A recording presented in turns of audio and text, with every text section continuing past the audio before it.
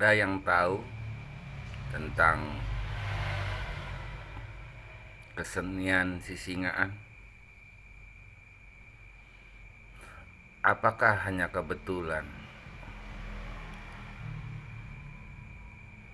jika kesenian Sisingaan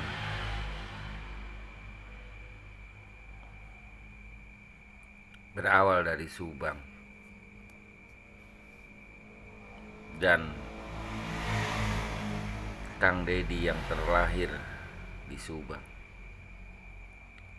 Apa hubungannya Kang Deddy Mulyadi dengan simbol kesenian tradisional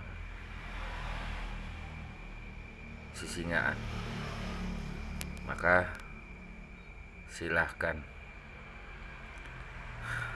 artikan sendiri dengan bahasa masing-masing.